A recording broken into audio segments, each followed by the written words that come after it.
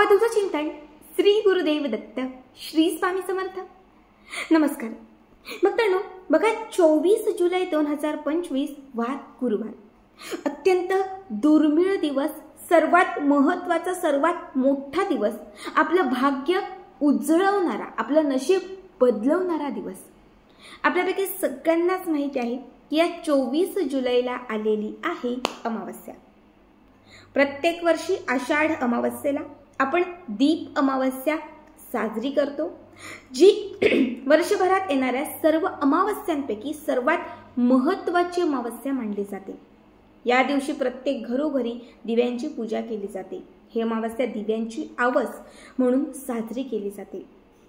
बघा, यावर्षी 24 जुलैला जी अमावस्या आलेली आहे ती गुरुवारी आलेली आहे, त्यामुळे अमावस्येचे जे महत्त्व आहे हे दुपटीने आहे। शिवाय या गुरुवारच्या दिवशी पुष्य नक्षत्र आलेलं आहे आणि ज्या गुरुवारी पुष्य नक्षत्र येतं त्या दिवशी आपण गुरुपुष्यामृत साजरा करत असतो।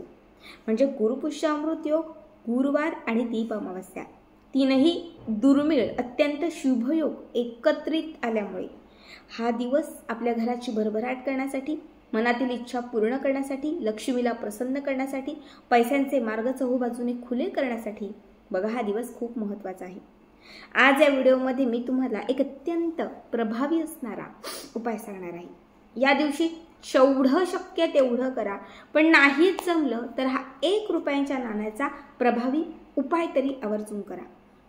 या गुरुपुष्यामृत योगावर या दीप अमावस्येला तुम्ही 1 रुपयाच्या नाण्यांचा हा एक उपाय केला तर तुमचं भाग्य उजळल्याशिवाय राहणार नाही, गरिबी संपल्याशिवाय राहणार नाही, दारिद्र्य दूर गेल्याशिवाय राहणार नाही।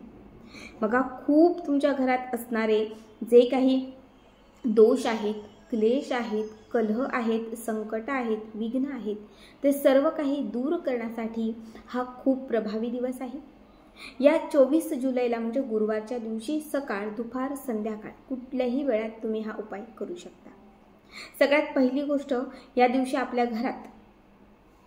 घरात जेवढी सकारात्मकता ठेवण्यासाठी किंवा जेवढा तुमच्या घरामध्ये आनंद आणण्यासाठी, सुख ठेवण्यासाठी तुम्हाला सेवा करता येईल तेवढी करा। कारण असं म्हटलं जातं की पुष्य नक्षत्रावरती तुमच्या घरात जर कणभर सकारात्मकता आली, सुख आलं, तर ते तुम्हाला वर्षभर पुरतं। घरात छान उदबत्ती लावा, कापूर जाळा, धूप जाळा आणि घरातील पूर्ण वातावरण सुगंधी ठेवा, कारण यानेच लक्ष्मी प्रसन्न होते। जर पुष्य नक्षत्रावर घरात लक्ष्मी आली तर ती कायम घरात टिकून राहते। बघा, आपल्याला 1 रुपयांचा एक सिक्का घ्यायचा आहे, कोरा, छान, व्यवस्थित असणारा, म्हणजे खूप नवीन असं काही नाही, पण एक व्यवस्थित असणारा 1 रुपयाचा एक सिक्का तुम्हाला घ्यायचा आहे। आपलं जे देवघर आहे त्या देवघराच्या समोर छान तुपाचा दिवा लावायचा आहे। तेलाचा दिवा आणि तुपाचा असे 2 दिवे तुम्हाला या पुष्य नक्षत्रावर लावायचे आहेत, म्हणजे या दीप अमावस्येला लावायचे आहेत। खरं तर संध्याकाळच्या वेळेत आपण भरपूर दिवे लावणार आहोत, पण या उपायासाठी तुम्हाला देवघरात एक तुपाचा आणि एक तेलाचा असे 2 दिवे लावायचे आहेत। मातीची पंटी घेऊ शकतात किंवा कणकेचे दिवे तुम्ही घेतले तरीही चालतील, जसे जमतील तसे किंवा जसे शक्य असतील तसे। सगळ्यात पहिले काय करायचं आहे, दिवे लावून घेतले की त्याच्यानंतर तुम्हाला एक छोटा ताम्हण किंवा एक प्लेट घ्यायची आहे, देवघराच्या समोर ती ठेवायची आहे, पाटावर, चौरंगावर किंवा अगदी तशीच ठेवली तरीही चालेल। त्याच्यामध्ये हा 1 रुपयाचा सिक्का ठेवायचा आहे। 1 रुपयाच्या सिक्क्यावरती थोडंसं पाणी घालायचं आहे, दूध घालायचं आहे, पुन्हा थोडं पाणी घालायचं आहे आणि हा सिक्का धुवून घ्यायचा आहे। आता हा सिक्का धुतल्यानंतर स्वच्छ कापडाने तो पुसायचा आणि देवघराच्याच समोर एक पिवळ्या रंगाचं कापड ठेवायचं, पिवळा किंवा लाल एक छान कापड ठेवायचं। त्या कापडावरती हा 1 रुपयाचा सिक्का ठेवायचा। आता हा 1 रुपयाचा सिक्का ठेवल्यावर त्यावरती हळदी कुंकू अर्पण करायचं, थोड्या अक्षदा त्यावरती अर्पण करायच्या, एक फूल त्याच्यावरती ठेवायचं, एक हिरव्या वेलचीचा तोडा म्हणजे हिरव्या वेलचीचा छोटासा एक तुकडा त्याच्यावरती ठेवून द्यायचा, हिरवी वेलची ठेवायची। हे सगळं ठेवल्यावरती तुम्हाला धूप दीप त्या सिक्क्याला ओवाळायचं आहे। धूप दीप ओवाळून झालं की त्याच्यानंतर तुम्हाला 7 लवंगा घ्यायच्या आहेत। किती? 7 लवंगा तुम्हाला सुगंधी करून घ्यायच्या आहेत। त्याला कुठलंही हिना अत्तर, मोगरा अत्तर, चमेली असेल, गुलाब असेल, कुठलंही अत्तर त्याला लावून घ्यायचं आहे 7 लवंगांना।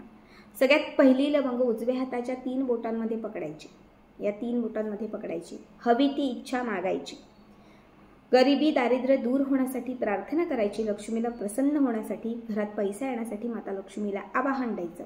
म्हणजे माता लक्ष्मी माझ्या घरामध्ये सकारात्मकता आण, माझ्या घरामध्ये तू स्थिर हो, माझ्या घराची भरभराट कर, माझ्या घरात कायम ऐश्वर्य हे प्राप्त राहू दे, माझ्या घरात असणारं दारिद्र्य आणि गरिबी कायमची दूर होऊ दे, असं म्हणायचं आहे. आणि त्याच्यानंतर तुम्हाला कनकधारा स्तोत्राचं पठण करायचं आहे.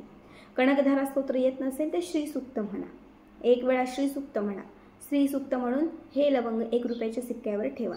पुन्हा दुसरं लवंग पुन्हा लक्ष्मीला आवाहन द्यायचं, प्रार्थना करायची, श्रीसूक्तम किंवा कनकधारा स्तोत्र म्हणून सिक्क्यावर अर्पण करायचं.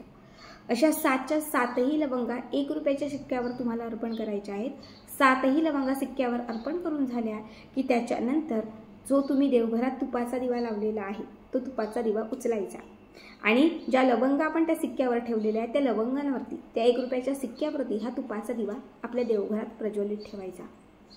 संपूर्ण अमावस्या संपेपर्यंत, संपूर्ण पुष्य नक्षत्र संपेपर्यंत, म्हणजे गुरुवारचा जो गुरुपुष्यामृत योग आहे तो संपेपर्यंत लक्षात ठेवा, हा दिवा विझू द्यायचा नाही. हा दिवा पेटताच ठेवायचा. तूप टाकत राहा, पण पूर्ण रात्रभर दुसऱ्या दिवशी पहाटेपर्यंत तरी हा दिवा असाच पेटता राहिला पाहिजे. दुसऱ्या दिवशी म्हणजे शुक्रवारच्या दिवशी सकाळी उठलात, अंघोळ वगैरे जे काही सकाळचं झालं की त्याच्यानंतर आता सकाळी दिवा विझला असेल, विझलेला दिवा जो आहे तो बाजूला काढा, तुपाचा दिवा बाजूला काढा, त्याच्या खाली ठेवलेल्या लवंगा आणि त्याच्या खाली ठेवलेला 1 रुपयाचा सिक्का, 7 लवंगा आणि सिक्का दोनही गोष्टी तिथून उचला. दोनही गोष्टी उचलल्यानंतर 1 रुपयाचा सिक्का आणि 1 लवंग आपल्या तिजोरीत, आपल्या पर्समध्ये किंवा आपल्या कपाटात किंवा व्यवसायाच्या गल्ल्यात ठेवा. जिथे यश हवं आहे, जिथे तुम्हाला लक्ष्मी प्रसन्न व्हावे असं वाटत आहे, जिथे तुम्हाला पैसा हवा आहे त्या ठिकाणी हा सिक्का आणि 1 लवंग ठेवा. उरलेले जे 6 लवंग आहेत त्यातले 4 लवंग घरातल्या 4 कोपऱ्यांना ठेवा, 4 दिशांना, उत्तर पूर्व पश्चिम दक्षिण, उत्तर पूर्व पश्चिम आणि दक्षिण अशा 4 दिशांना 4 लवंग ठेवा. ठीक आहे. आता शेवटचे जे 2 लवंग शिल्लक राहतील त्यातील 5वं लवंग म्हणजे 1 लवंग आपल्या घरातील कर्त्या व्यक्तीच्या खिच्यात किंवा कर्त्या व्यक्तीच्या सोबत ठेवा आणि जे 6वं लवंग आहे ते मात्र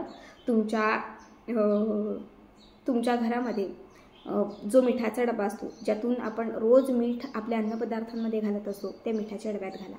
कारण मीठ हे लक्ष्मीवर्धक आहे, मीठ हे लक्ष्मीचं स्वरूप आहे आणि लक्ष्मीकडे खेचली जाते. हे लवंग नेहमी तुम्ही मिठाच्या डब्यातच ठेवा. ते मीठ कधी संपू द्यायचं नाही. संपत आलं तर पुन्हा त्याच्यामध्ये मीठ आणून टाकायचं. जर कायम तुम्ही हे 1 लवंग तुमच्या मिठाच्या डब्यात अभिमंत्रित करून ठेवलं तर तुमच्या घरातील लक्ष्मी कधीच तुमच्या घरातून काढता पाय घेणार नाही. कधीही कुणावरती खूप गरिबी किंवा दारिद्र्याची वेळ येणार नाही. कधी कर्जाची समस्या उद्भवणार नाही किंवा कधीही कोणाकडनं काही पैसे घेण्याची वेळ येणार नाही. बघा, खूप साधा सोपा उपाय आहे. जो सिक्का सांगितलेला आहे तो सुद्धा कायम आपल्याजवळ, आपल्यासोबत किंवा आपल्या तिजोरीत, आपल्या कपाटात ठेवून द्यायचा. याने नेहमी लक्ष्मी प्रसन्न राहील.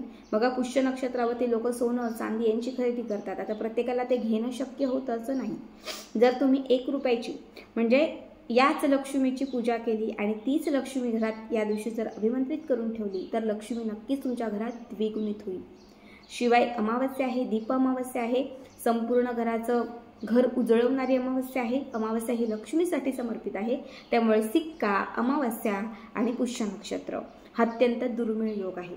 हा सिक्का जर तुम्ही या दुर्मिळ योगावरती अभिमंत्रित केला, त्यासोबत लवंगा घरामध्ये अभिमंत्रित करून ठेवला तर लक्षात ठेवा, घरामध्ये कधीच पैशांची कमतरता भासणार नाही. खूप साधा, खूप सोपा उपाय आहे. नक्की करा आणि याचा व्हिडिओ कसा वाटला कमेंट करा.